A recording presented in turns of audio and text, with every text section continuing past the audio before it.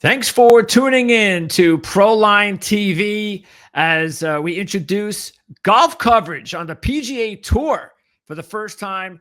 Yes, it's not 2025 yet, but that's just a few hours away. The Sentry tournament is going to begin in just a few days. I can't believe it. And our first golf show is also on the air live in probably a few weeks. So don't forget to tune in for whenever we have a live show. That's going to be a great way for us to interact with you guys. And also, of course, subscribe, because if you are into golf and golf handicapping, fantasy golf, you're not going to find a better place to get some really awesome tips on not just how we handicap golf, but also some of the ways that you can handicap golf yourself. There's a whole bunch of different tools out there for you to use. We're going to try to introduce as many of them as we can. We also welcome your questions and comments, so please do that. But first of all, let's introduce, in case you don't even know who I am, maybe this is the first time you're here on Proline TV. I'm Greg DePalma, and I'm going to be here throughout the entire season to host this show. And this gentleman right here is Brady Kannon. And Brady is he's been around handicapping golf for a very long time. Right now, you can actually find his work over on golf.com.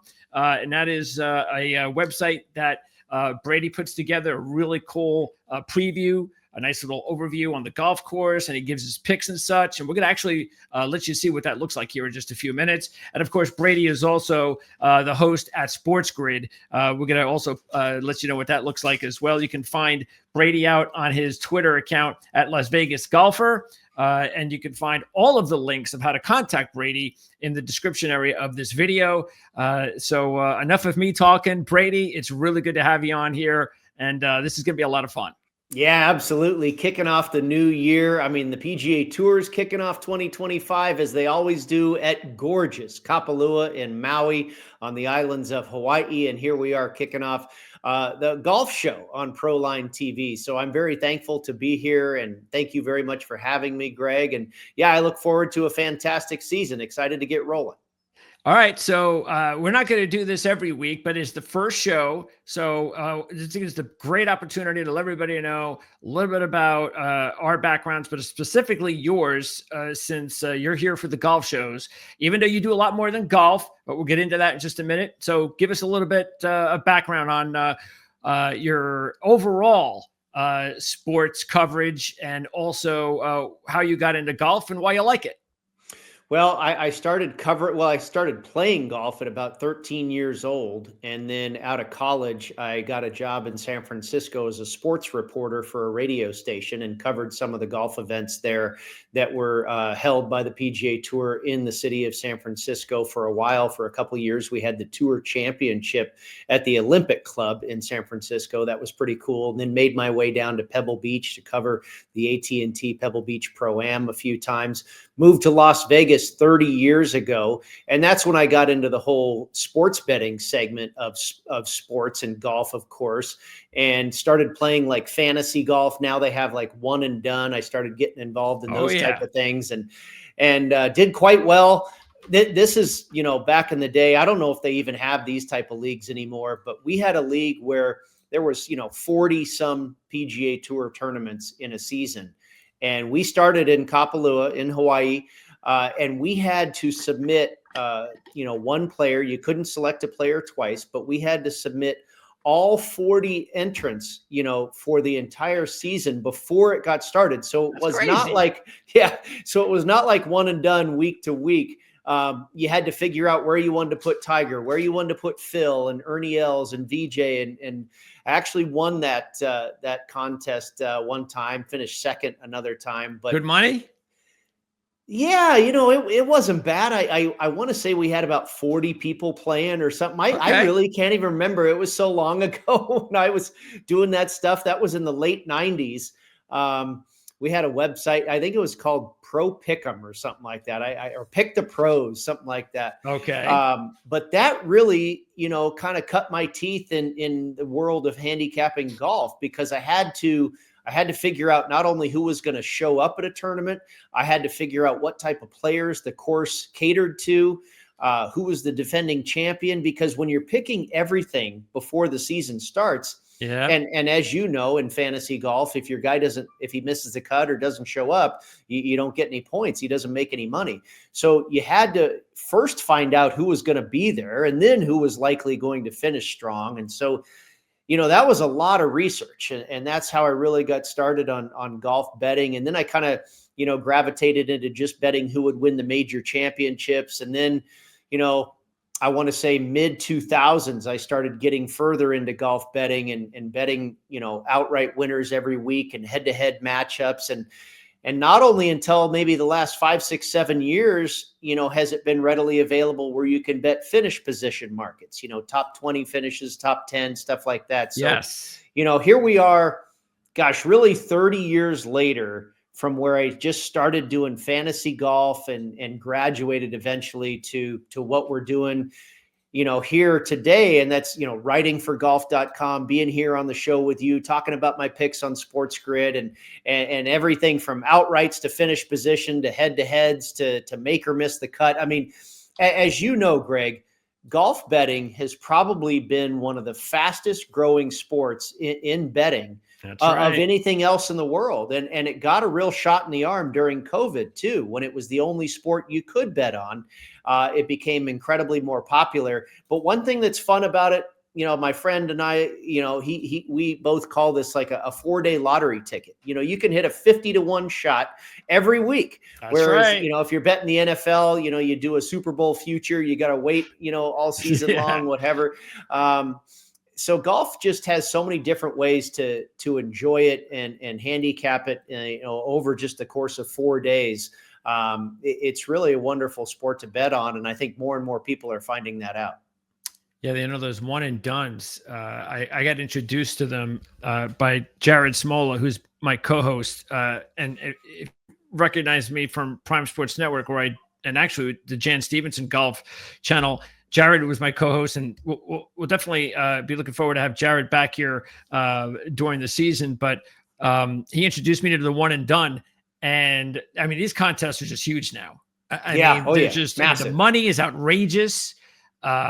You're talking about like $20,000, $30,000, $40,000 in prizes, but you're talking about a lot of different contestants, and not as hard though as it was for you to have to pick the entire field before the season began, but still very hard to do when you're only picking one player and you only can pick that one player once for the entire season. It's really hard. A lot of luck is involved. Look, you have to be really good too, but there's also a lot of luck that's involved, but it's a lot of fun.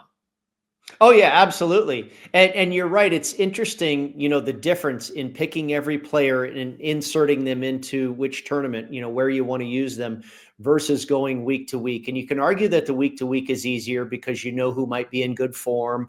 You can get a jump on who's going to show up. But I tell you, like you said, they're both pretty random and they both certainly involve a little luck. That's for sure. Yes. And we're going to try to do a lot better than get lucky here from time to time, but we're going to need it. There's no question about it. We're all going to need luck.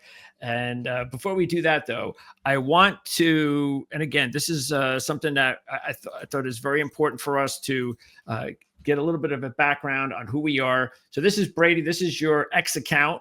And here is Sports Grid. So this is this is where actually, and again, we're going to have links in the description so you can check out exactly where to go here. So quickly, your Sports Grid background, how long have you been working with them? And you do football with them. Is that what you do with Sports Grid? Yeah, I do, but I guess I'm considered both an NFL and a PGA Tour expert with Sports Grid. I talk on a lot of different topics, certainly when I host different shows. Obviously, you have to be well-versed in a little bit of everything when you're hosting an entire show. And I do both. I host shows with Sports Grid. I also appear as a featured guest, and I've been with them for a couple years now. They're on Sirius XM channel 159. They're on TV, on all the streaming services, Roku, Samsung, YouTube, you name it. They're all over the place. And it's a sports betting network. It's a network that's dedicated to sports betting, casino gaming, what have you. And it's just a tremendous experience because, hey, we all love talking sports betting, right? So yeah, Sports Grid is a great place to get all that information. And this is one of your November articles at golf.com. And this is what you put out every week. Every time there's a PGA Tour event, this is basically what you put out, correct? That's right. That comes out typically on Tuesday afternoons. This week, it's actually going to come out on Wednesday. Finished that article a little bit earlier today, but it'll post at golf.com on Wednesday, New Year's Day, for this week's tournament, the Sentry at Kapalua. But yeah, I've been working with them for a couple of years as well. And, do a little overview of the golf course and then give out my picks. And you're looking at the RSM Classic there. That was a tough run for me. I believe that might have been the first of 3 straight. When I've closed out this, you have the regular PGA Tour season that concludes in August with the Tour Championship. And then they take a couple weeks off and then they start up the FedEx Fall. And I finished the FedEx Fall with 3 straight runner-up finishers. Oh, man, and I believe that it is. I mean, obviously you're doing pretty well handicapping and everything. Sure, and absolutely. Your top 10s and your top 20s are cashing, but to come that close to picking a winner and just missing was frustrating, to say the least. But we got it all home in December at the Hero World Challenge with Scotty Scheffler. I landed on him for the 2nd straight year as a winner, and I'll probably be on him again next year. When you're talking a field of 20 players of Tiger's closest friends against only 20 guys, I'll take Scotty every year. There's going to be, since we haven't done this before, we're going to, and look, we haven't done this with the audience here before. So I think this is going to be really cool, because this is going to give us an opportunity to learn not just about how you and I have had our careers or our handicapping histories. There's going to be a lot of things we're going to be able to reminisce about and talk about things of where this is why things worked out, or this is why they didn't, or here's my experience of why these handicapping systems have worked for me or for you. And then there's going to be a lot of questions that I'm going to ask you for sure, because you're the expert on this show. Matter of fact, I enjoy having on all of these great minds in the gambling industry and handicapping, between, of course, having partners like Mark Lawrence and Jim Feist here on the channel, and then bringing someone in like you to talk golf. This is as good as it gets as far as I'm concerned. And so I always try to pick the brains as much as I can with experts like yourself. And I'm going to definitely do that. I'm going to have a lot of questions. So you guys out there that are watching, let us know what your questions are, but trust me, I'm going to have a lot of questions for Brady myself. And I'm going to That's what I always say, Greg. I handicap, I specialize in PGA Tour golf and NFL football. And for everything else, I just listen to smart people. There you go. See, that's the best way to do it. All right. So first thing we're going to do is, I tell you what, let's take a look at the golf course itself. And you can see the background there. That's the beautiful background, the Hawaiian mountains there. Actually, what are they called? That wouldn't even know. That is actually, that is actually what you're seeing there on the screen. That is the island of Molokai. Okay. Which is in the backdrop. I've been lucky enough to play this course half a dozen times or so. It's just absolutely gorgeous, and certainly one of the nicest, if not the nicest courses I've ever played in my life. But you're on Maui, in the West Maui Mountains, northwest portion of the island. The furthest northwest you can go in an area of Maui called Kapalua, and it's the plantation course. And what you're looking at there is the approach down to the green of the 18th hole. And what you can't see, because our ugly mugs are blocking the screen there, but what you can't see is the Pacific Ocean beyond the golf course there. And then the Pacific Ocean, of course, butts up to the island of Molokai. So that's actually what you're seeing there on the other side. This one here? There you go. Yeah, you can see now almost the entire golf course there. As you approach the 18th green, you can see the ocean, and then you can see the ocean leading up to the shoreline of the island of Molokai.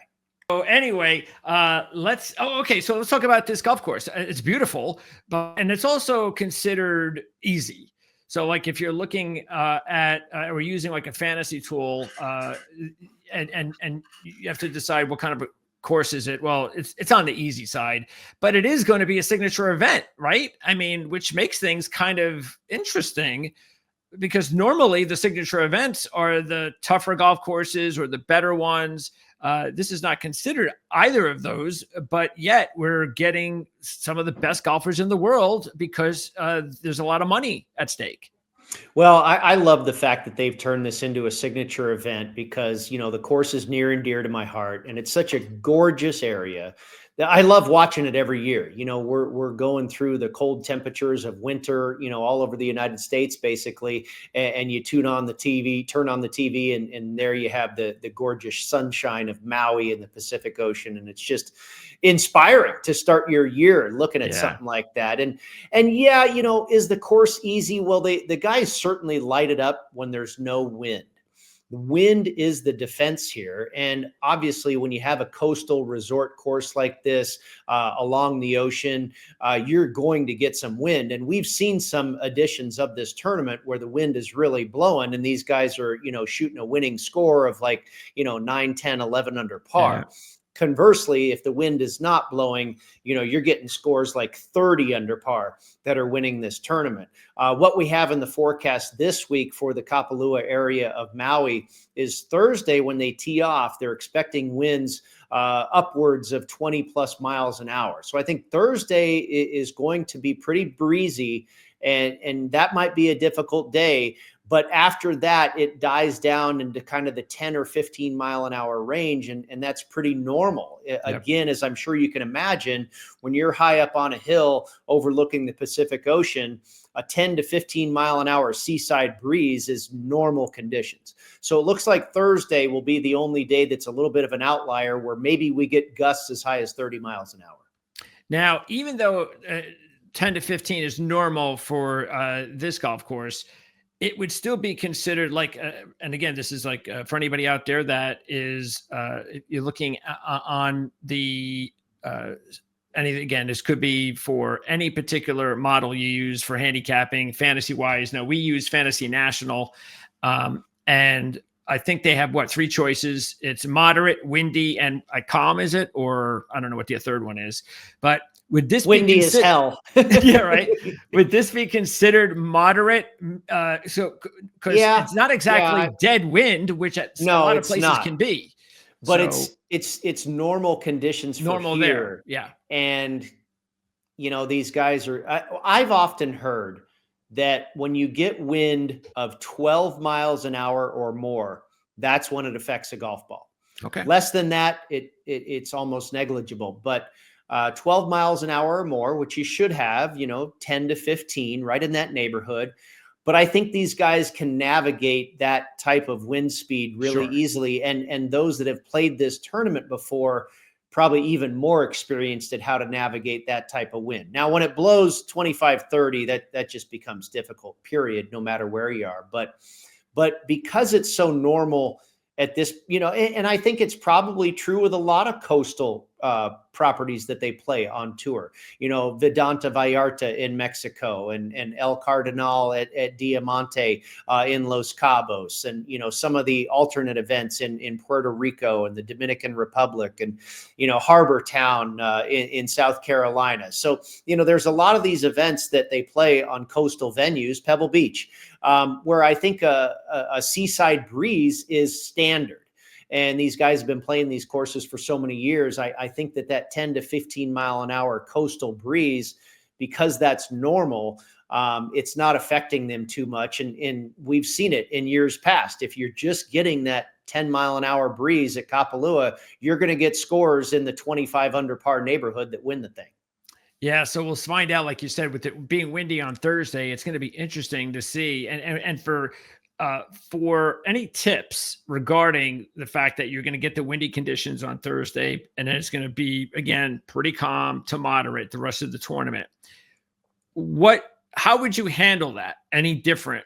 And would you be looking at, because I know some people like to play, like to wager on rounds per rounds. And hey, I like to, first round, let's see what kind of odds I get for that. But that would be something where you would say, okay, well, let me see who does particularly well in windy conditions. And I know, again, at Fantasy National, you might be able to combine windy and round one. I don't know if that would work. Maybe it does.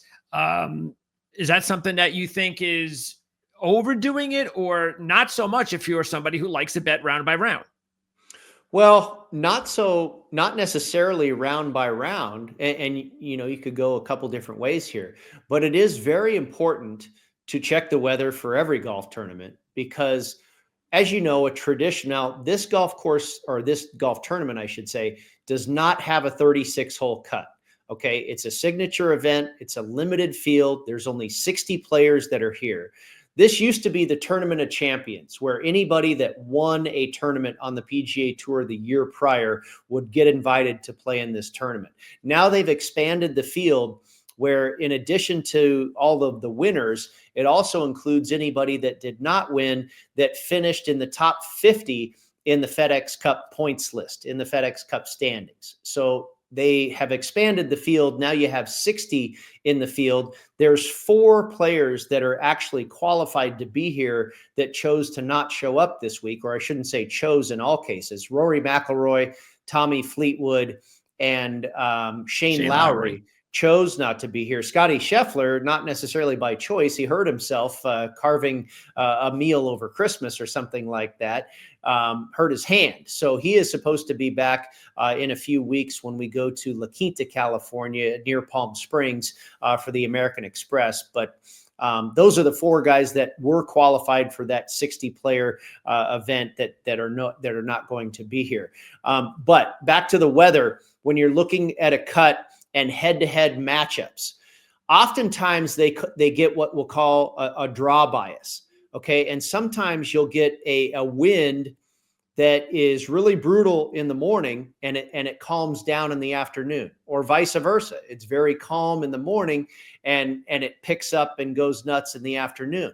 And then it might do the opposite on Friday, be very calm in the morning, whatever.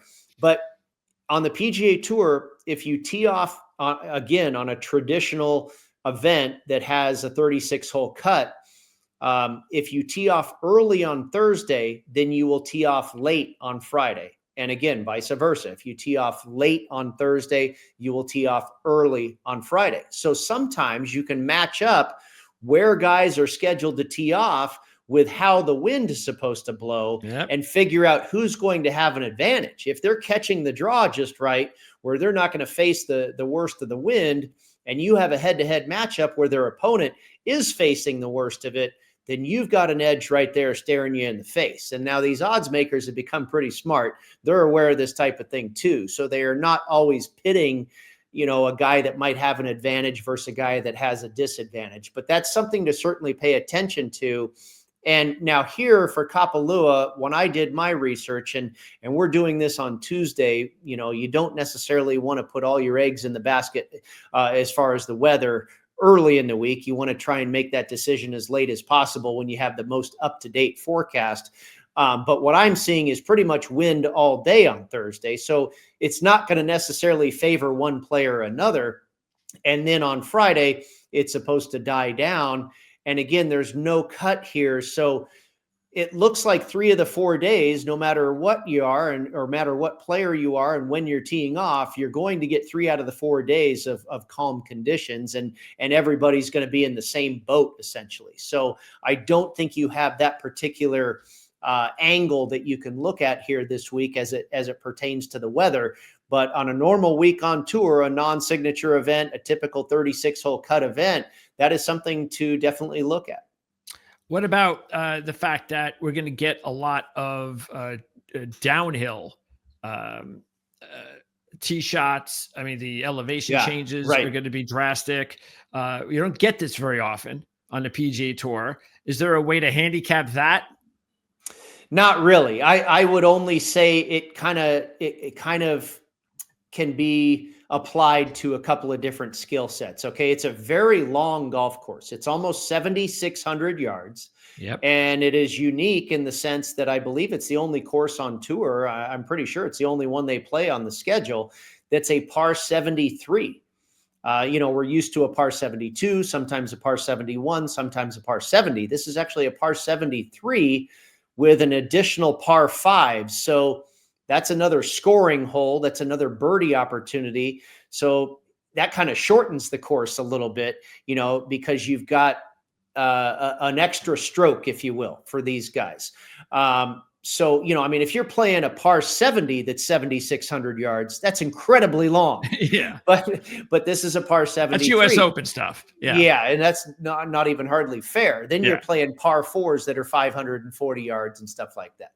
Anyway, so the course is long, and it does have a lot of that elevation change. It has extremely wide fairways. Driving accuracy is almost just not even a factor here at all. Yeah. The fairways are so wide, it's hard to miss them, and especially for the professionals. Now, I think driving distance is a little bit of an advantage here because the course is so long. It's not the end all be all. Your defending champion here is Chris Kirk, who is not a long hitter. And we've seen other guys win here in the past who are not especially long. I think it's an advantage. You can argue it's an advantage every week. And maybe that's the case here as well. But I don't think it hurts to be long here at Kapalua. What the elevation change also does is, some of these holes that look like, 600-yard behemoths, they don't necessarily play that long because you're getting so much carry, hitting your ball down a hill. In fact, the 18th hole here, we go back to the graphic that you have in the background, that is the 18th hole. And the entire hole is downhill. So, your tee shot's going to roll extra far. Your second shot's going to roll extra far. So, it's this lengthy 600 some yards hole, but you can actually, even a player like me, who's certainly not a pro, I can even reach the green in two sometimes if I really knock it out of the park on the 18th hole here at Kapalua. And I have seen, of course, we have seen circumstances where on the second shot, if you don't hit it right, you can get right into that bushy area there. And even though there's like really no rough here, the fact is there are spots on the golf course like that if you just have a bad shot, I mean, you could lose a couple of shots just by going into that section right there. Yeah, the gorge there's kind of a canyon that creeps into the 18th fairway there. But you're right, the fairways are extremely wide. There's really no rough. There's a little bit of rough on certain holes. But yeah, you have to be very wayward to find yourself in the jungle.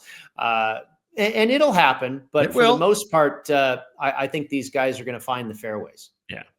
What about, again, always key regarding the greens. So these are Bermuda greens. And that's just something else that is pretty important when you are going over your handicapping, is trying to find out what kind of greens are they and how is a golfer on those particular greens, and also how is he putting lately. I think, you could have a great golfer on Bermuda greens, but maybe he's just on a bad way late, over the last 5 or 6 events. And I think you always have to take that in consideration. But that's also a very important handicapping tool that I think is a must. I really do.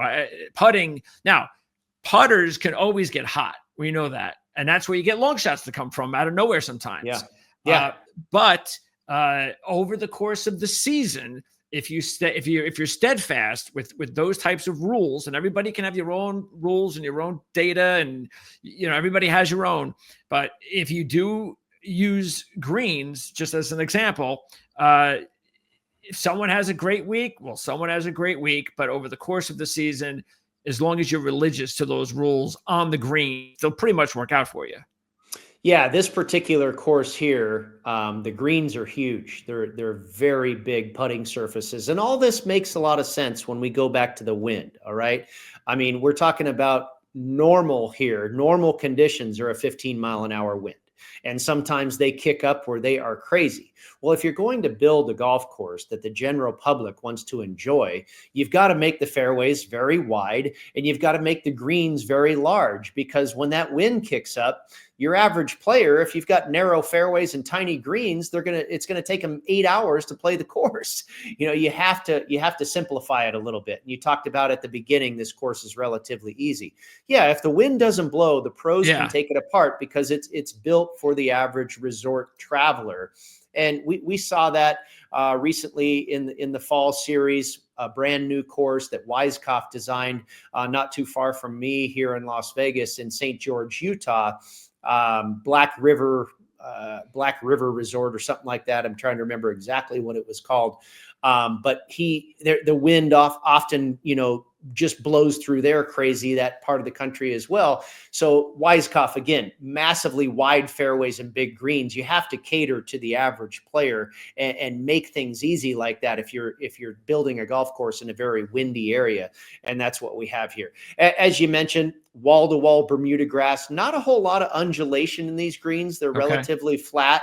And I do agree with you. You have to look at guys that are good at putting on particular surfaces. You have bent grass greens and Paspalum and Bermuda and, a handful of surfaces, Poa annua, which we'll discover here very quickly when we get to the coast of California at Pebble Beach and Torrey Pines. But, you also kind of allude to it, that putting can be very random. Now, when you have a tournament that qualifies as a birdie fest, and that is what we're probably going to get here this week at the Sentry, with the wind really only being around or expected to be around for one day, you're probably going to get pretty darn low scores here and hence a birdie fest. And oftentimes birdie fests are won by very good putters. You got to get hot with the flat stick. Now, I don't necessarily like to marry myself to putting in a handicap because I think putting is also the most volatile statistic. Okay. If you've got a guy that's a very good driver of the golf ball, he's a very good iron player, or he's a very good scrambler, getting up and down, has a great short game. Those things typically don't go away. If a player, over the course of 4 days, a player is typically going to find his form for at least a round or two, or what he typically does well, or what he typically does poorly is typically not going to show up. Now, putting, you kind of never know. Yeah. Good putters tend to have good putting tournaments more so than bad putters, but you can have a bad putter get hot for 3 or 4 days and win. I mean, Jonathan Vegas is a perfect example, who won, this past summer, the 3M Open. He's never been a great putter, and he won tournaments. Sergio Garcia was never a great putter. He won a ton of tournaments, including a major, the Masters, one of the hardest places to putt on earth. So, putting is important, and the type of surface is very important, but you also have to realize that putting is extremely hard to predict, harder more so, I believe, than the other skill sets. But is it the one big stat that marriages to the course, the greens, of course, than most of the other stats? Because like you were saying, whether or not, you're good at scrambling, you're good off the tee, normally that's going to be the case pretty much anywhere, because that's just who you are with your form and if everything's going well. But the greens, that's different. You're dealing with specific part of the golf course that you're kind of hand tied to, depending on exactly whether or not it's a good green for you or whether it's not. So is that the case, or do you say, no, I look at putting just as I would say how someone is off the tee, the same at every golf course? Good question. I think there are some courses where I might put more of an emphasis on putting than I might at other properties. So it just depends. Yeah, it does just depend. And some guys, like you mentioned earlier as well, some guys are really good at putting on Bermuda. Some guys are they're Brandt Snedeker famously was maybe the best putter in the world on Poa annua. And Poa annua is a surface that some guys can't stand and are not good on putting on Poa annua. Brandt Snedeker won at Torrey Pines twice, won at Pebble Beach once. I mean, he was just a Poa annua master. But I think more so it depends on a couple of things. And the surface is obviously important, but also the size of the greens. Okay. Yeah. If you've got very small greens, then putting is the importance of putting is lessened, and it's heightened in how accurate you are with your irons, because you want a guy that hits those small greens in regulation. Yep. Okay. And if you're finding yourself 20 feet from the cup, the putting doesn't become as difficult. Here at Kapalua, these are huge greens, and you might find yourself 60 feet from the cup. Yeah. So in turn, one of the metrics I looked at this week was 3-putt avoidance, because it's easy to 3-putt these greens because they're so big. You may hit the green in regulation, but you might be in Timbuk. You might be over there on Molokai trying to hold your putt, so 3-putt avoidance is kind of a subset of putting that on some courses. Augusta National is another example. Very big greens that are very fast in speed, where you definitely want to avoid 3-putts. So you want to be a guy that traditionally is able to avoid 3-putts on a regular basis. So, I think there's different ways you can look at putting. But again, I think it deals a lot with green size, green speed, and Makes green a lot of surface. sense. Yeah. We're just breaking the surface here. I said at the beginning, or just a few minutes ago, this is why there are so many questions that I'm going to be asking Brady, and that we welcome you to ask as well. Don't forget, of course, to subscribe here so you never miss any of our shows. And we're also going to edit our videos. So maybe you're somebody who is really interested in when we talk about the golf course, and maybe that's one of the main things you want to talk about. Well, we'll have a specific video laid out for you just for that, and of course for our other segments as well. And let us know if there's anything that you're looking for from us. We'll definitely do our best to provide it for you. Okay, let's now, before we get into our picks, let's go ahead and talk about just because again, there's so many different ways that you could look at stats that are important for each golf course. Same thing with trends. So I'll always have a list of trends that I think are pretty cool to bring to my handicapping tools, or as part of my handicapping tools. So for instance, for this particular event, and again, this is all historical stuff. That's kind of cool stuff that's kind of cool to talk about. Dustin Johnson and Jordan Spieth are the only world's top-ranked players to win on this golf course, but those Scotty Scheffler, so that really doesn't matter. Jeff Ogilvy is the only player to win back-to-back. So that doesn't bode well for Chris Kirk. Daniel Chopra is the last player to win in his first appearance, and that was 2008. But that's probably going to get broken soon, because now we have a lot more players that are playing here that have not won before. The fields are doubled. 12 of the last 13 winners ranked inside the top 30 before they won. But it was 12 for 12 until Chris Kirk won last year as the 52nd ranked player. And once again, that's a trend that's probably going to continue that. Not every year, but you're going to see a lot more players outside the top 30 that are going to win here. And two others that I think are I'm a little interested in more. And that is that, interesting enough, 5 of the last 8 first-time winners were making just their second appearance. So that's, again, do the math. It's over 50% of the last 8 winners came here in the first time, and the second time they're able to win. So we'll be talking about that with some of the picks this week. And no one has ever won this event without a professional win on their resume. And of course, that's a new stat that would never happen before, because as you said, Brady, this was all about previous winners from the last year. But now you don't have to have a win from the previous year. So sooner or later, somebody is going to win this event for the first time that has never won a professional event before, or even say a PGA event like a Cameron Young or someone like that. Yeah, no, those are all very interesting. And the one that kind of hits home with me, I use a lot of correlated courses in my handicap every week.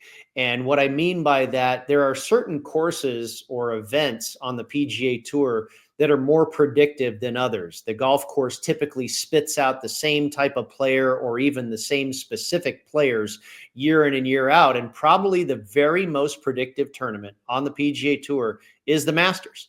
If you play well at the Masters, you typically play well there every year. I mean, look at Scotty Scheffler. He's won it twice. You go back and Tiger Woods, 5 times. You go back and look at the history of Phil Mickelson at the Masters. I mean, there was a run in the 90s or whatever where the guy was just automatic to finish top 10. Yeah. And you just go over the history of that particular golf course. Bubba Watson, won twice. There's the same type of guys show up at that tournament year in and year out. And it's, and I talk about correlated courses, I like to look at courses where you see those similar results happen time and time again. And then you have crossover success. And here at Kapalua and by no mistake, also Augusta National, which we've been talking about, happens to have a great deal of crossover success. Dustin Johnson and Jordan Spieth that you mentioned, right? They've also True. both won the Masters. Yes. Xander Schauffele has had great success at Augusta National. He's won here at Kapalua. Patrick Reed has won the Masters. He's won here at Kapalua. Zach Johnson has won at both properties. Colin Morikawa just finished third at the Masters last year, has had tremendous success. John Rahm has won at both properties. Cameron Smith, a winner here in 2022, also has been excellent. Patrick Reed. Yep, Patrick Reed, I mentioned. Zach Johnson. Yep. Yeah, so and it makes sense. Now the difficulty is not even close, but you have the elevation change. We know at Augusta National you have a great deal of elevation change. You have very wide fairways. You have big greens. So those are some similarities that make sense. And when you look at Augusta National, another course where you see a tremendous amount of crossover success is Riviera Country Club.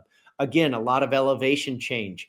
Adam Scott has won both the Masters and the LA Open. Freddie Couples, Phil Mickelson, Mike Weir, Bubba Watson. I mean, the correlation between Augusta National and Riviera is incredible, and it ties in here to Kapalua as well.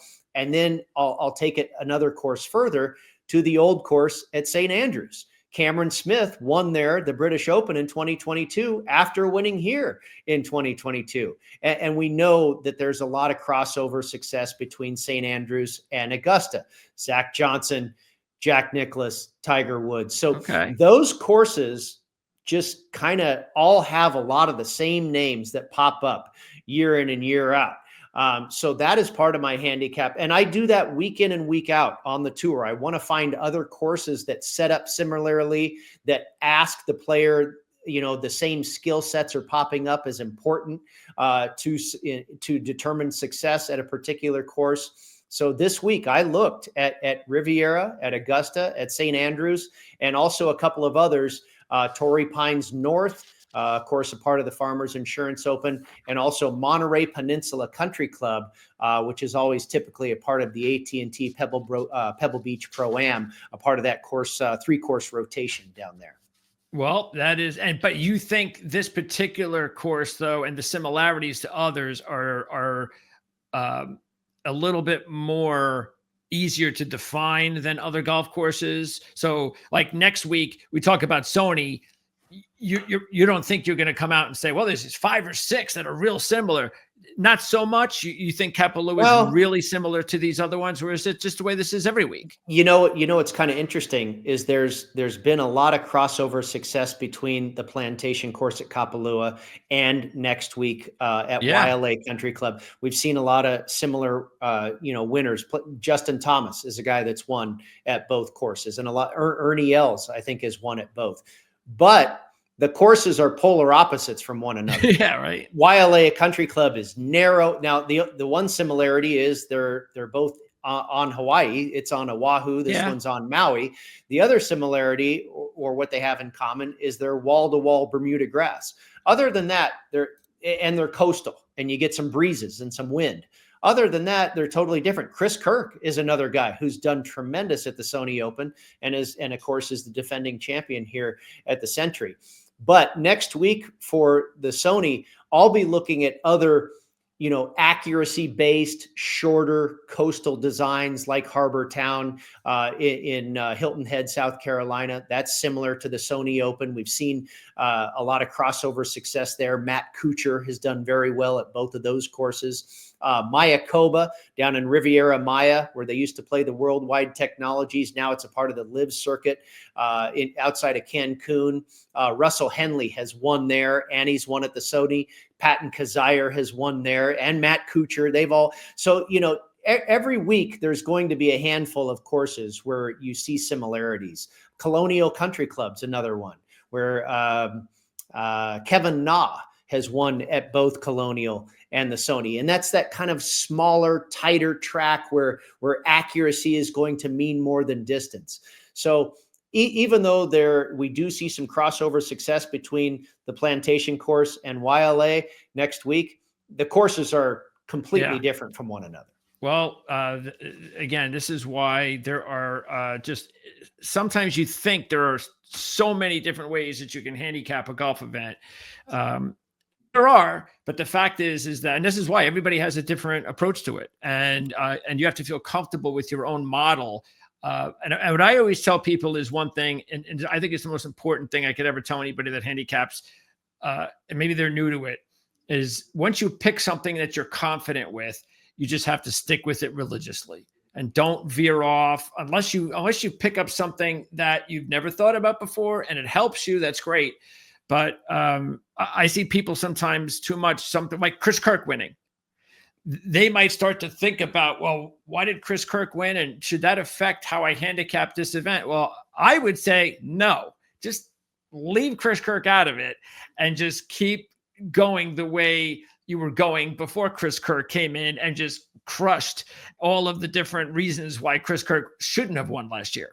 Yeah, he was certainly an outlier, and that's why he was 125 to 1 Yeah. to win it last year. And I, of course, had Sahith Theegala, who made a lot of sense to me and finished second, one shot shy. He missed a birdie putt on the 18th hole that would have gotten him into a playoff. But and Theegala makes a lot more sense, I believe, for the type of player he is and this type of golf course. There's more of a match there. Not necessarily the case for Chris Kirk, but No. hey, that's why they play the games, right? That's right. You know, Greg, this is maybe something I don't know if you've thought of or not, but we're talking about correlated courses and, you know, handicapping the golf course as much as we're handicapping the players. And I've been told this before. I don't handicap NASCAR, but it's extremely similar. You've got a field of, I don't know what it is, 30, 40, 50 drivers or something like that. And they each have what they're good at, what they're not as good at. Different golf course, different, and every racetrack is different, right? Yes. So this guy's good on a road course. This guy's good on an oval, and you have head-to-head matchups. The betting is very similar, the outright market. And it's also similar. Oh, you know, this guy always does well at Talladega, and he also does well at this course. So that means he's going to do well at this track. Yep. So, you know, there's some similarities there. And I've been told by guys that are heavy into NASCAR that it's spot on. There's a lot of similarities between handicapping golf and NASCAR. And that's why I like it. And matter of fact, we're going to start our NASCAR coverage, I think at the end of this month, because once you get into February, it's Daytona 500. It's like right after the Super Bowl, right? It's right there. Yeah, it's mid-February, I believe it is. So yeah, the very next week, I believe. And of course, you have all the other pre-week stuff before that you have. So that's why it comes out really fast. So we're going to be here, and CJ Radoon, who is an award-winning fantasy writer over at RotoWire, has been my NASCAR analyst for several seasons, and so we're going to bring him on board. We had an end of the season video because we just started the channel, of course, right around the time that the NASCAR season was coming to a close. So we made sure to kind of get a jump start. So we do have a video or two up on the channel already. But yeah, we're going to be talking NASCAR as well. So I can't wait for February, because February comes and it's golf every week and NASCAR every week. And then I know there's a lot of people, especially during the summer, if they're not baseball fans, you know, what do I got to do? And times are slow. But when you handicap golf and NASCAR, it's not slow during the summertime. So no, not at all. Keeps you busy for sure. Yes. All right. So let's go ahead. And I just want to remind everybody too that this was an opportunity for us to kind of long intro and get to know us and all that kind of stuff. But every week, you know, this is going to be a little bit more fast paced, where we're going to get right into it, talk about the golf courses. We're always going to recap too, do a little bit of a recap of what happened the previous week. Then we go right into course breakdowns, and then trends, stats, and picks. So let's go ahead and get to our picks. And I'm going to, as we take a look too, before we do that, let me just quickly, so I tell you what, the first thing I want to do is let's show the picks first, because anybody that wants to check them out, all you guys have to do is just, as you know, pause, and you can write down whatever you want here. But let's go over the strategy, the formula, Brady, that you're going to use all season, so everybody understands what it is, so we don't have to go through it every week. It's pretty self-explanatory, of course. So you have 3 different ways that you're going to be wagering on golf. And here are your picks. So explain your formula here. Yeah, I basically bet three different markets in golf, traditionally, religiously, week in and week out, and not always every single one of them. It depends on the tournament, it depends on the time of the year. But basically, I'm going to have some action in the outright market, who's going to win the golf tournament, and then also the finish position markets, maybe a top 5, a top 10, a top 20 finish, maybe even a top 40 finish.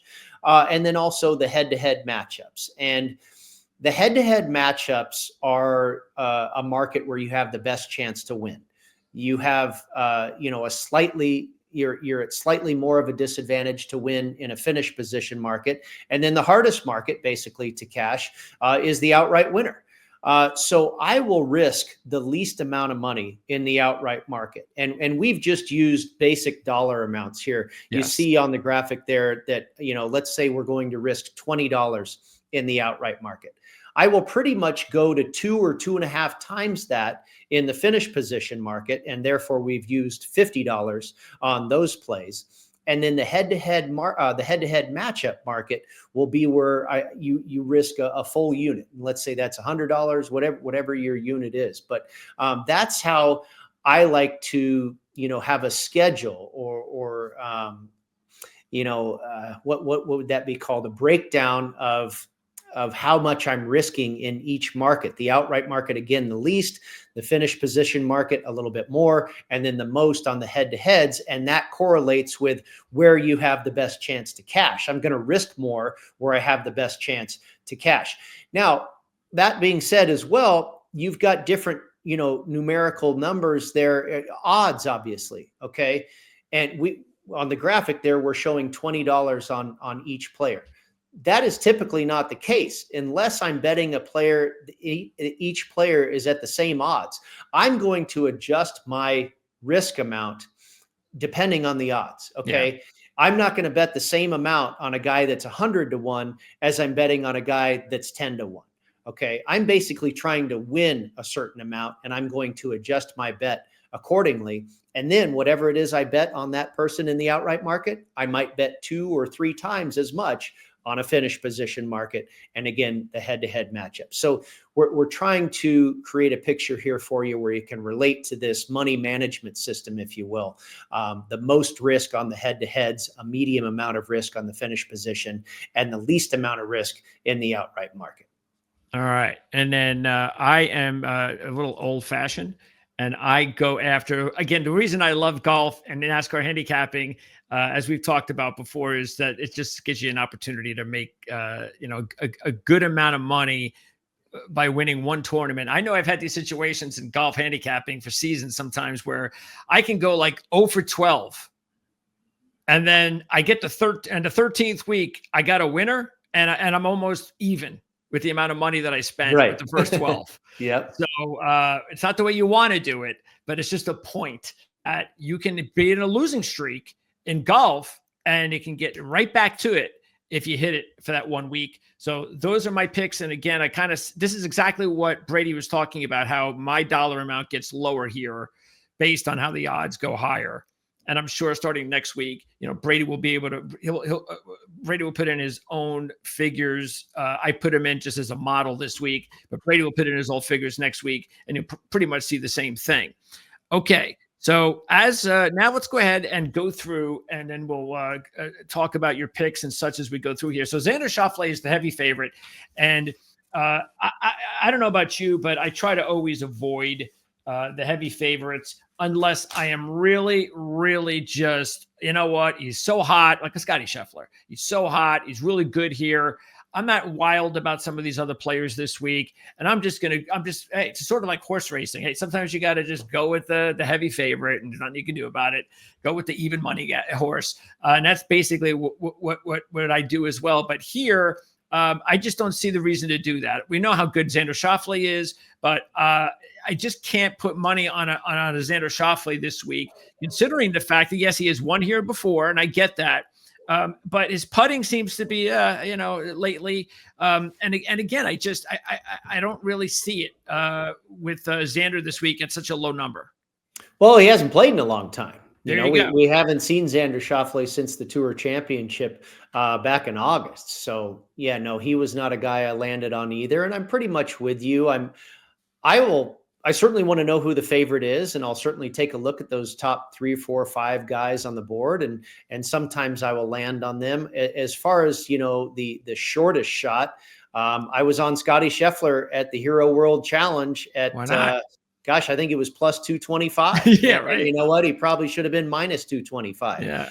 I was on John Mark. Rahm, I think one time at about 9-1 when he won the Masters. I think I played him in game at like plus 250 or something like that. Oh, okay. So, I'm not certainly immune to Yep. the absolute chalk, but yeah, typically I'm diving down the board. I mean, at the end of the day, Greg, I don't care where a guy is on the odds board. But if he's underpriced, then I'm probably going to be betting on him. If a guy's being listed at 30-1 and I think he should be 15-1, then I'm going to bet him. Yep. Like I said, Scotty Scheffler, I mean, this is something I like to reference out here in Las Vegas. People, I think, overuse the word in sports betting, value. Okay. They think just because it has a plus in front of it, it's value. A plus price doesn't necessarily equate to value in my mind. That's right. Floyd Mayweather, who never lost a fight, at minus 500 was value. He should have been minus 2,000, Yeah, right? So it just depends on value is better described as, are you getting a good deal? Are you getting a nice price? If a steak typically costs $20 at the grocery store and you find it for 10, then that's value. So, yeah, I don't think the favorites always offer value, but in the case of Scheffler and Mayweather and some certain instances, certainly they make sense. Okay. Now, as far as some of the top contenders here, which this is a good group here, out of this group, and you saw I did take Justin Thomas, and I think Justin Thomas is probably one of the players that is the happiest that Scotty Scheffler around. Justin's just having a hard time winning lately, especially when Scotty's in the same event. But Justin's starting to play good golf again. And that's the reason why out of all these top players, I wanted to go with him. I know his putting hasn't been all together well and on Bermuda. And that's the thing, at least lately. And I think that's one of the things I'm a little bit concerned with. But he is a 2-time champ. He's done really well here. And over his last 3 events, he's really put together a run that we hadn't seen from Justin in almost a year and a half or so. So I think he's got his game going again. And without Scotty, I think it's worth it. Whereas the other top contenders here, if you look at Colin Morikawa, you just mentioned Schauffele. Well, Morikawa hasn't played since October 27th at the Zozo, and he performed pretty well there. But what I noticed was that Morikawa has such a good resume here. He has finished 7th or better in all 5 times he made appearances here. 3 top 5s and a runner-up. But keep this in mind. Last year, when he finished 5th, for instance, he won the Zozo and then was 7th at the Hero.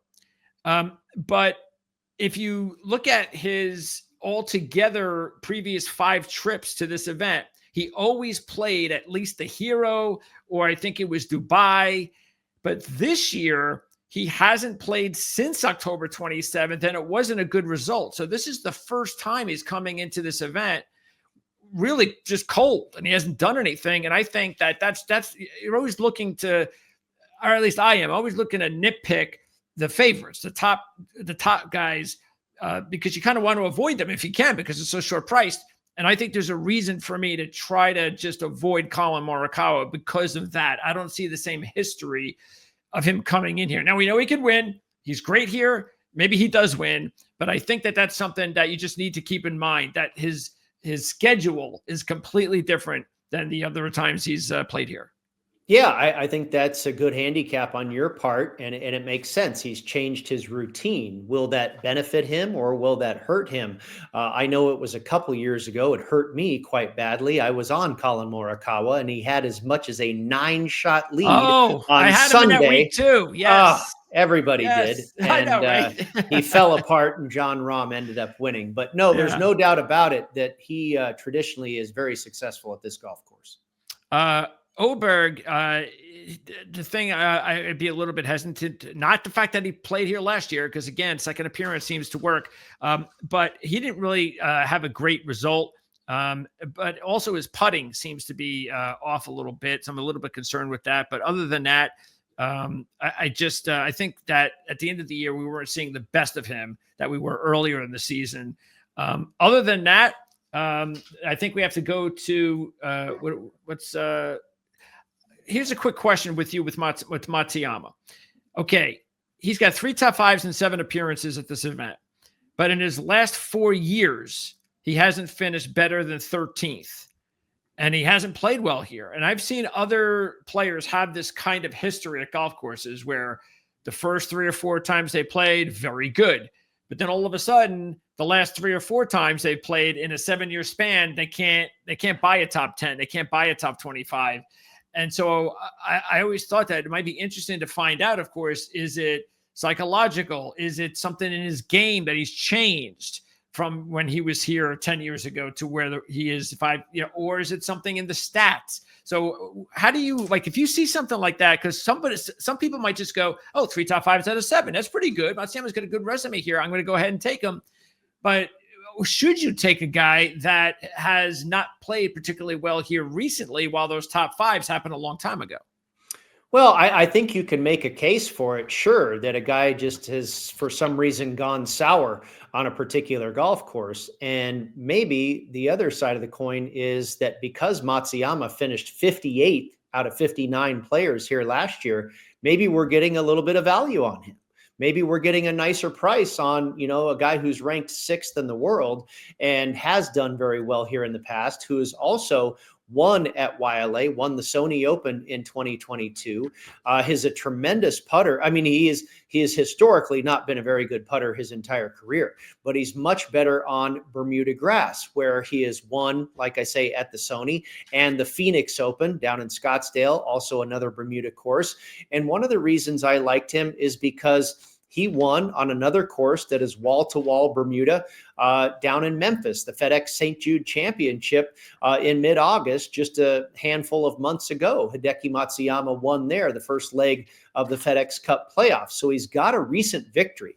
So I feel that the form is probably still pretty decent. We know he likes the surface. And oh, by the way, he also won at Riviera last year, which is a correlated course for us. So maybe the timing is right for him to get hot here at Kapalua once again.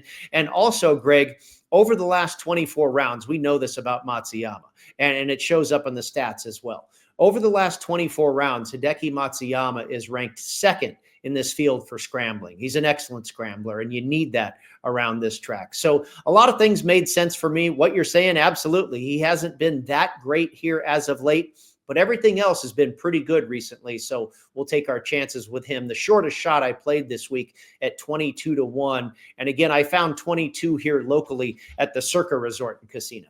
Yeah, keep that in mind too, because you're not able, being that you live in Las Vegas, we're using the DraftKings odds, but you can't wager on DraftKings. So. No, I can certainly view the prices and everything, but in Nevada, DraftKings and FanDuel are not yet legal.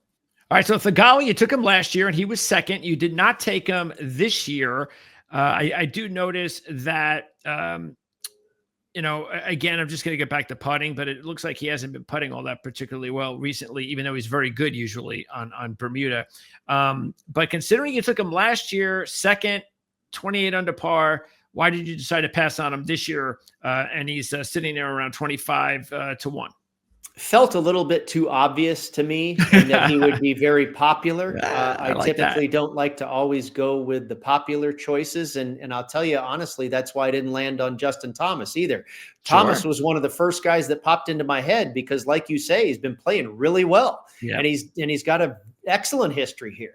But I felt like, okay, everybody's aware of JT coming around and playing pretty well right now, and you're paying a little bit of a premium for that. So that's why I stayed away from him. But kind of the same thing with Theegala.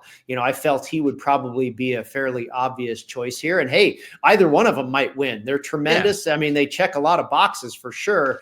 I just kind of like to zig when everybody zags. It's completely understandable. I tend to do that myself. Okay, on.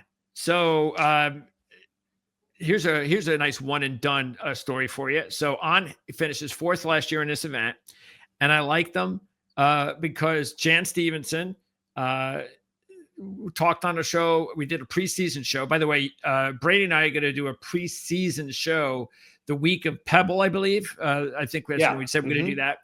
And, we decided to use these next several weeks as a preseason, and then we're going to go in and give predictions, and a lot of predictions on a whole bunch of stuff. So, but we did a preseason show last year. Jan talked about how On was really starting to come on and thought it could be a nice sleeper. So I had that in the back of my head. I saw the 4th place, and you know what? One and done at Sony. And boy, did he choke that off at the end. Well, man. you got yourself a runner-up finish with him, and he had quite a run in Hawaii last year. Like you say, finished 4th here at Kapalua, and then the very next week finished 2nd, lost in a playoff at the Sony Open there.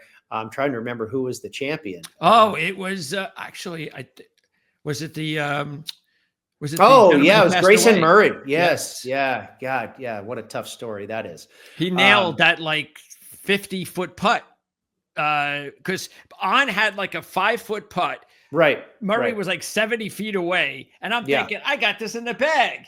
Right. And then Murray nails it. And you just knew that the pressure now was on, because he just thought, like I did, oh, this is over.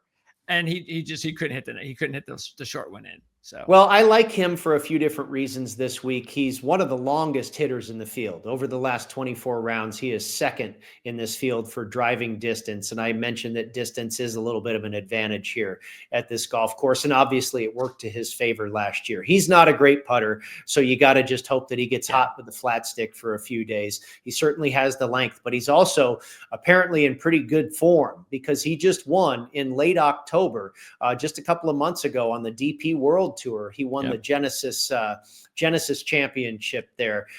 So the form looks good. He's got good history here. And I talk about the correlated courses. It was also last year that he finished 16th at Riviera and was also 16th at the Masters. So something about these types of golf courses that tend to match up with one another, he seems to do well at. That, combined with the fact that he appears to be in good form, having just won, I landed on him at 35-1.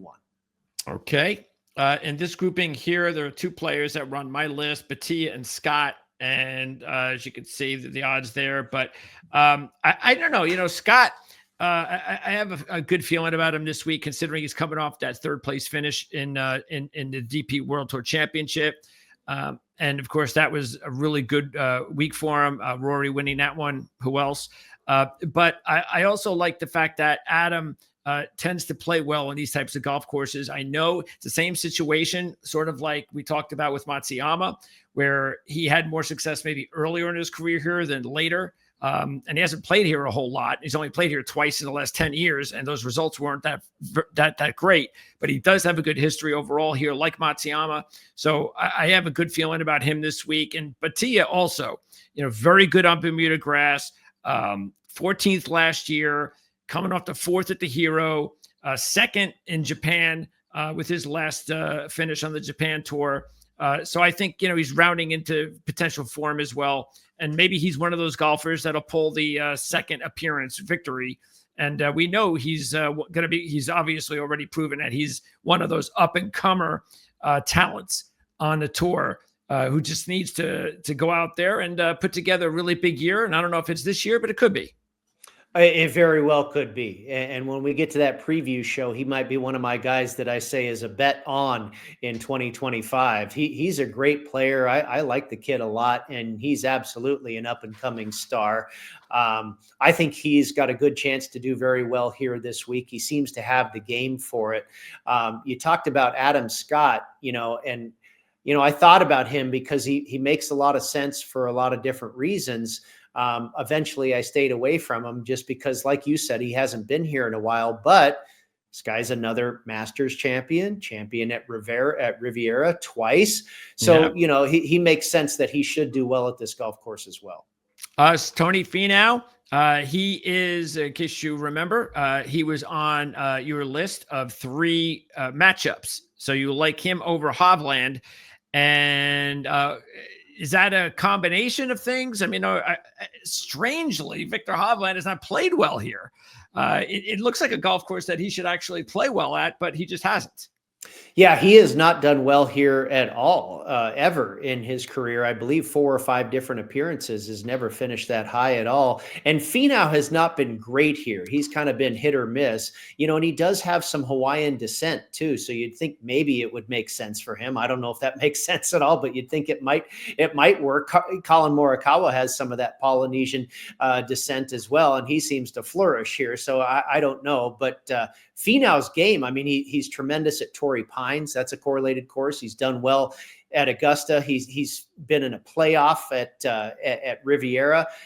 I think Tony Finau probably has a game for just about any course, but long off the tee, good scrambler. Not always the best putter. His putting has improved, but you would think his game would make a lot of sense at this golf course. It was a little bit of a go against Victor Hovland in the matchup for sure. And there is some trepidation with Finau because, he's coming off of recent injury. He had to pull out of a couple tournaments late in the fall series and then also pulled out of the Hero World Challenge a month ago in the Bahamas. I think it was an ankle injury he was dealing with. I can't remember exactly what it was, but I got to figure by now, if he's in this event, he's feeling good and he's ready to go. And I thought that price, I saw anywhere from plus 110 to plus 115 on Tony Finau to defeat Victor Hovland. And I thought in my mind, at worst, that's a pick'em. So we're going with value there in my mind. Yeah. Victor, his average finish is 25.3. Yeah. And that's back when the tournament was only about 30 players deep too. Yep. So no, he hasn't been that good here. A couple more players on this group. By the way, Wyndham Clark is on my list, and this is actually one is a little bit of a wild card pick for me, even though we know how talented Clark is. But I don't know if his game is exactly where he wants it to be or feels it should be. But once again, he played last year, so I'm going to go with that. Maybe see if I can get lucky with that second appearance deal. Also, seems to do well at conditions that are a little bit windy, longer. He's such a powerful player, so he should be good with the length. And so I decided to take a chance on Wyndham. I was thinking about Grayserman, and boy, did he turn his career around this past year, late in the year, with 4 top 5s in his last 6, including 3 runner-ups. Now he hasn't won yet professionally. But he was someone I really gave some thought. I just didn't want to take anybody that had never played the golf course before. And Robert McIntyre really fit the same bill. I was close to thinking about him. Windy conditions on Thursday shouldn't bother him. He's coming off, I believe, back-to-back 7th place finishes. But I just decided to stay away from anybody who hadn't played the golf course before. Well, it's interesting that you mentioned Grayserman. He caught my eye as well because he's been so otherworldly hot as of late. But if you look at those tournaments where he's done really well, not a whole lot of big boys in those events. They haven't exactly been a signature event where you have the best players in the world surrounding him as well. It's also interesting. We talk about the correlation with Augusta National. Let's take it even one step further. When was the last time a debutant won at Augusta National? 1979. They basically don't win first timers at the Masters, and they don't win here either at Kapalua. So there's another similarity between the two courses. But ultimately, I stayed away from Grayserman because I think this is going to be a whole new level of stage for him. He's never been at a signature event before. He's never played this event before. Who knows how many times, if ever, he's played this golf course before. And now he's rubbing shoulders with Justin Thomas and Colin Morikawa and Victor Hovland and Tony Finau. I think this is a whole different landscape for Max Grayserman, and I don't expect him to finish runner-up again. He might, certainly, but I'm going against Grayserman this week because of those factors. Yeah, that's the reason why if I'm going to take someone like that, I want him to have odds like I do with Echeverry at 100-1. But at 40-1, that's pretty short. Yeah, can't do it. Okay, and then moving along here, Poston is another one of your picks. He's sitting there now at 45-1, and he finished 5th last year. So he does have an 11th and a 5th in 3 appearances. Talk about why you put him on your list this week. Well, you like to lean on putting. JT Poston is one of the very best putters in the world. He's got a tremendous short game, and he is also seemingly in good form as of late, like Ben On, who had a win on the DP World Tour in October. So did JT Poston. He won right here in Las Vegas at TPC Summerlin at the Shriners Children's Open. And he always seems to flourish in a birdie fest. This guy can, we talk about being a good putter. Good putters tend to do well in a birdie fest, and JT Poston is exactly that guy. So good putter, great short game, good history at the course, finished 5th here last year, then went over to YLA at the Sony Open and finished 6th, and a great scrambler. I mentioned the short game, and also, has that history of being, good in birdie fest. So, and you're getting a nice price on a guy that, was knocking on the door with a top 5 finish last year as well. That again comes off of a win in the last couple months. So I thought that was very fair and a good price on a guy that, I don't see any reason he won't contend again. I have Harman in my group at 50-1, and Harman also very good on Bermuda. And I also thought that overall, if you take a look at it, he's played here 4 times. He's got 2 top 5s. He was 5th last year. And I know he's not on the form that he was before he won the Open Championship, but still, I think considering he was 5th last year, and I know that he seems to be really good on these types of setups, the easy ones, the longer ones, believe it or not, even though he's not a long hitter. At 50-1, I decided to add him as one of my long shots. Both Brian Harman and JT Poston play out of Sea Island in St. Simon's Island, Georgia, where they play the RSM Classic. Of course, Harman, a Georgia Bulldog. So they are very familiar with not only coastal golf, but like you say, the Bermuda grass surface as well. So yeah, both of those guys check that box. Max Homa. What's wrong with Max Homa? He's played here 4 times. He does have 1 top 5, but can you single out anything in particular for both Max Homa and Matthew Fitzpatrick as why their games are off right now? Well, I'm pretty sure with Homa, it's been the iron play, and I'm not positive what has gone south for Matthew Fitzpatrick. But yeah, both of those guys, I mean, Homa really noticeably has just fallen off a cliff here. I'm not sure when it happened. It seemed, I mean, he had that near miss at the Masters, right, in April. Yeah, that came out of nowhere because he's not good at Augusta normally. Yeah, really hasn't been great in majors until about the last year and a half or so. And now he's starting to show up in a couple of them. But it wasn't too long after the Masters that he kind of fell off and hasn't come back. But I'll tell you what just might wake up Max Homa is the California swing. Once we get to Torrey Pines and Pebble Beach, and that guy, he is one of the best in the world, if not he's like the new Brandt Snedeker when it comes to the West Coast. So we'll see if he can get that started, but I'm not going to land on him here in Hawaii. There's a one and done tip for you. If you're going to use Max Homa, you use him in California. Right. So it's that simple. Zalatoris, we're just going to hope that he'll start to find his game. Interesting that it looked like out of the gates, it didn't take long, but then it just kind of went away. It's nice to see Daniel Berger getting back into the swing of things as well. But Zalatoris has always been about the putting, and that still seems to be off right now, but it's about keeping him healthy, of course. And who knows if he's ever going to get his game back. That injury was so severe and his swing is so severe that you don't know, and you just hope and keep your fingers crossed. Meanwhile, Cole in this group here is also one of your picks and one of my picks. We both have Eric Cole this week. And don't forget, Cole was 14th last year, so this is his second appearance. And in his last 2 events, he's actually played pretty well with a 15th and a 6th. So why did you go with Cole? Yeah, not only just his last 2 events, but 3 out of his last 4, 16th, 15th, and 6th. So, 3 out of his last 4 starts, he's been very good. He's a guy like JT Poston that I really like at a birdie fest, and also like JT Poston, one of the very best putters in the world. If you look at what Eric Cole did in 2024, he ranks 4th on tour in total birdies. This guy makes a lot of birdies, and that's what we want here this week. We know with the wind only sticking around as it looks right now for one day, you're probably going to need to make a lot of birdies this week. You talk about the current form. That's another reason I liked him. And also what he's done, at this course, what he did the following week at the Sony. He was 14th here last year, followed that up with a 13th at the Sony, made the cut in his first ever Masters. So you've got a connection there with Augusta. And I thought this was another interesting little angle here. I thought the price was nice at 80-1 for a guy that seems to make a lot of sense.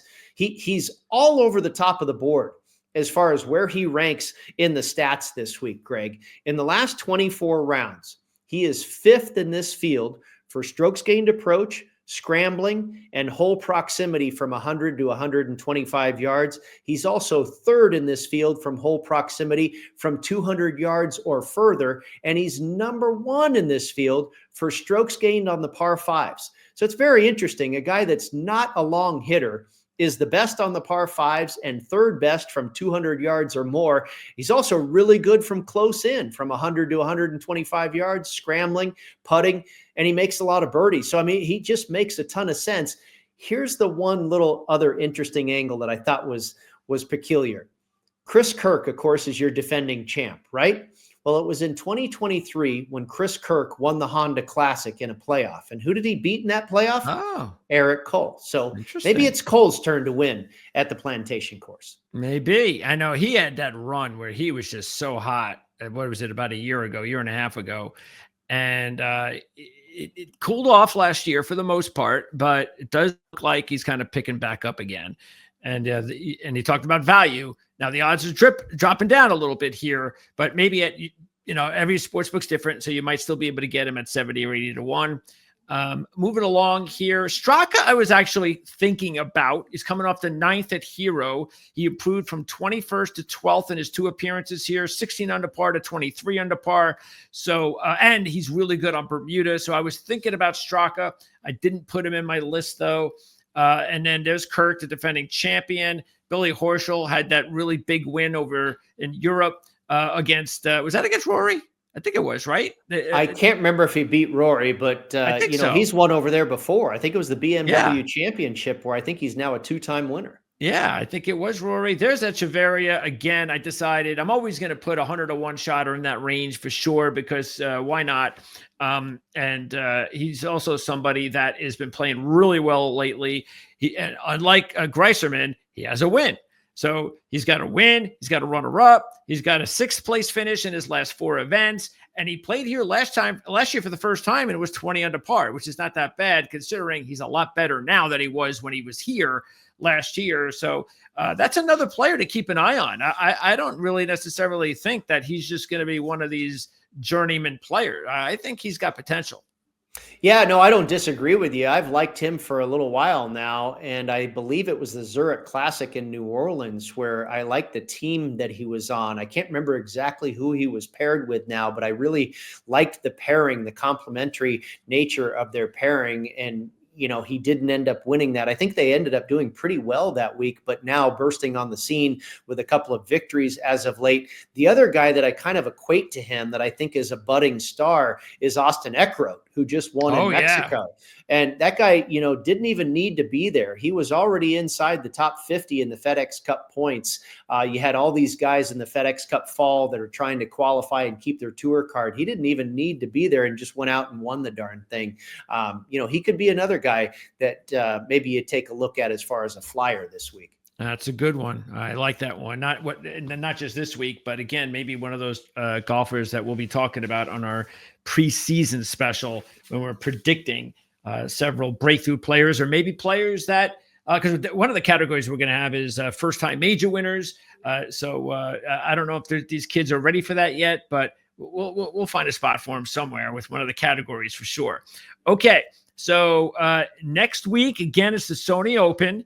And that's going to really be the opportunity to get a much bigger field for the first time in 2025. So, that's always fun as well. And like you said, Brady, it's just it's one of those things when you turn on the TV on Thursday and you start watching golf for the first time in 2025. And normally, and I know in Vegas, the weather can fluctuate. But normally, at this time of year, it's the winter, and there's a lot of people around the country that are cold, and they turn on the TV and they're watching everybody warm and playing golf in Hawaii, and it's just kind of neat. kind of gets you ready for golf in 2025. Yeah, I totally agree. It almost makes you feel warmer, watching Hawaii, and yeah, it's a beautiful thing. I love it every year, flipping on that TV and seeing those gorgeous views of the Pacific Ocean and Kapalua. It's something I look forward to every season. All right, Brady. So this was great. Again, I just want to remind everybody that we're going to be on every week. The shows are definitely not going to be an hour and 25 minutes every week. But again, it's the first show, so we had a lot to get in just to kind of get you ready for what we're going to be kind of doing this year and introducing ourselves and such. But we're going to just get right into it every week, and we're going to make things as interesting as possible. So questions, comments, don't forget to subscribe, like, and share. All that stuff is really important. And we're just going to be here. And I'm going to be here definitely asking Brady each week a whole bunch of different handicapping questions, new questions each week that gives you an opportunity to learn too, because I'm always learning, that's for sure. And even Brady's learning, believe it or not. Maybe not so much in golf, but he's always learning. So why not learn together here on our show all season long? And don't forget, check the links in the description. You can find out all about Brady's work. Matter of fact, Brady, your column for golf.com, is that out already, or when will that be out? Tomorrow? Well, normally it is up by this time on Tuesday afternoons, yes. But actually this week, the holiday and what have you, it's going to be up on New Year's Day on Wednesday. And that'll be up bright and early at golf.com. And before we sign off, Greg, I did just want to go over all my plays real quick. Hideki Matsuyama, of course, we talked about. Ben On, JT Poston, and Eric Cole. I also played each of them for a top 10 finish. Typically, I play all of my outrights for a top 20 finish, but because this field is basically cut in half, only 60 players, I went ahead and cut the bet in half as well and played them for a top 10 rather than a top 20. Okay. And then the head-to-head matchups, we talked about Finau, Tony Finau as an underdog over Victor Hovland, Ben On as a short underdog over Russell Henley, and then Eric Cole, also a short underdog over Denny McCarthy. All right. Now you can see all the picks there. And like I said, starting next week, because you think next week this will be top 20 is probably what. Yeah. When we go to a standard, 156 player field, I'll definitely convert to top 20 for sure. And again, Brady will also put his own dollar amounts in there starting next week. But anyway, that's going to wrap it up. Brady, awesome job. Appreciate it. And hey, enjoy your New Year's Eve this evening. Have a great 2025. And I hope we have a great 2025 together as well. Let's get some winners, my friend. Happy New Year. Absolutely. Happy New Year. Happy New Year to everybody. And we'll see you in 2025.